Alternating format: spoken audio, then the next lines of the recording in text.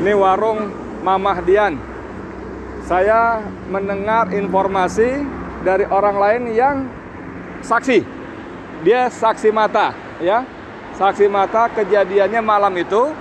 Dia sedang nunggu di sini. Nah, ini toilet. Kamera toilet, ya. Toilet di sini. Dia di sini.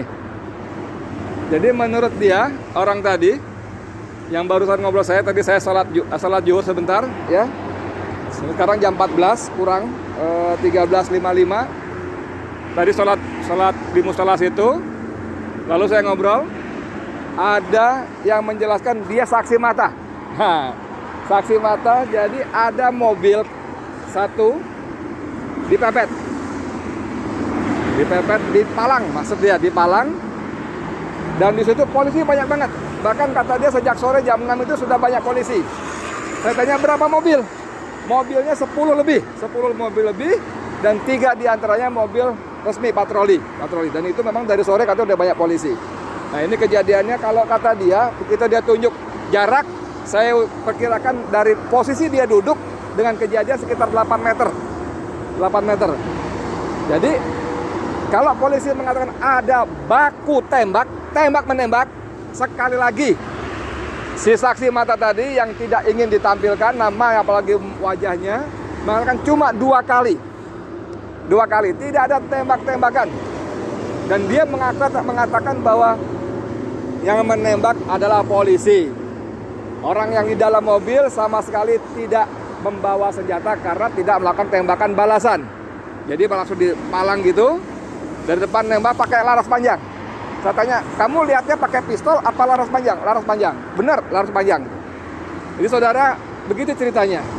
Dan dia lihat 2 orang langsung tewas di tempat. Menurut penglihatan dia yang jaraknya sekitar kurang lebih 8 meter. Tadi saya tanya, posisimu di mana? Di situ.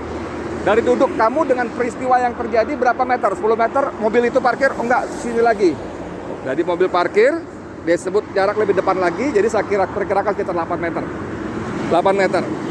Lalu polisi dia sebut langsung menembak ban kiri depan. Langsung nempel, dor.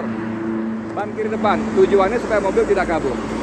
Nah saudara, kalau polisi menarasikan satu terjadi baku tembak, sekali lagi dari 2 dan narasumber lain yang saya hubungi tadi beberapa kali wawancara, tidak ada baku tembak.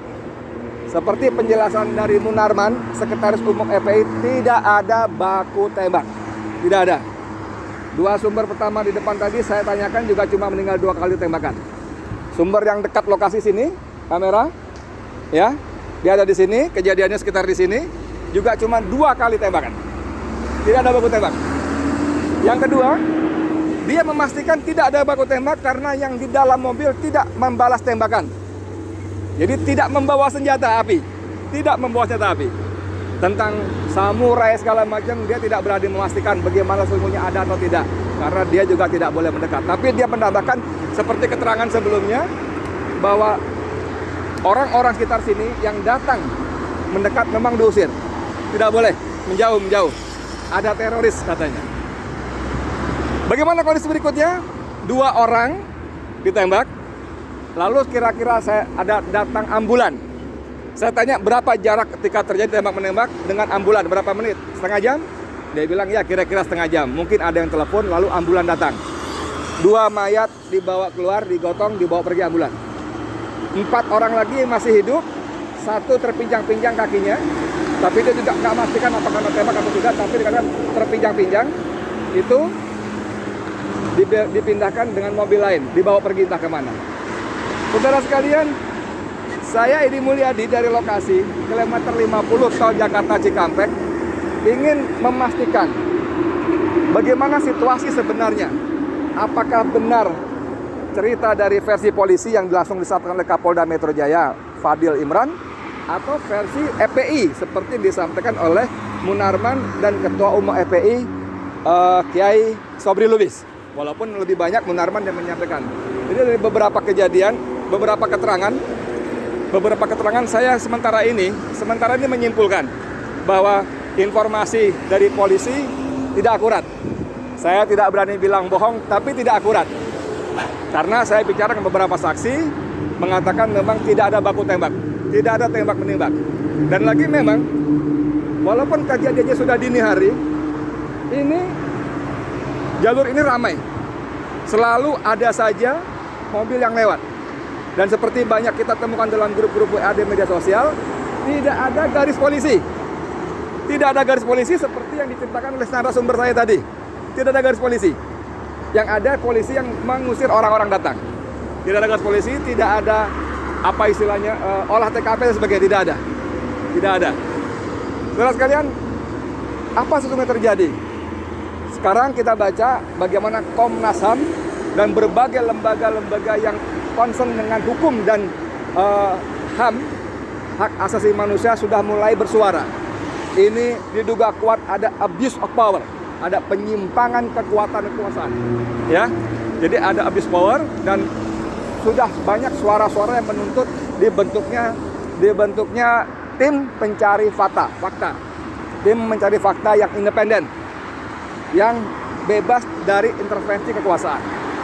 Kita bagaimana tunggu berikutnya, mudah-mudahan Allah semakin buka lagi.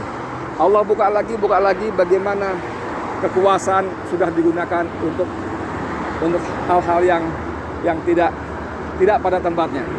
Karena kalau dikuntit, harusnya yang menguntit itu tidak ketahuan, harusnya. Tapi ini kalau mereka menguntit, malah yang ada terjadi pembantaian, pembunuhan. Jadi tidak menguntit lagi. Lagi kalau orang Balang mengatakan, para ahli hukum, atas dasar apa Habib dikuntit? Kejahatan apa? Ini kan cuma dituduh melakukan pelanggaran protokol dan sudah membayar denda, ya kan? Jadi tidak ada pasal-pasal, tidak ada alasan logik yang membenarkan penguntitan terhadap Habib. Tidak boleh, tidak ada. Dan diperlakukan seperti itu. Kalau dikatakan bahwa karena diduga akan mengerahkan massa pada pemeriksaan tanggal Senin, tanggal 7. Ya, orang Habib sedang keluar Jakarta. Ini posisi kilometer 50 dari Jakarta menuju Cikampek. Ya, dari Jakarta menuju, itu artinya keluar Jakarta. Dan seperti penjelasan dari EPI, bahkan boleh ketahui itu pengajian keluarga inti di Kerawang. Ya, kita tunggu, semoga Allah bukakan lagi pintu-pintu kebohongan yang dibangun dari satu kebohongan yang lain. Sekian dari saya, Edi Mulyadi, untuk Forum News Network. Assalamualaikum warahmatullahi wabarakatuh.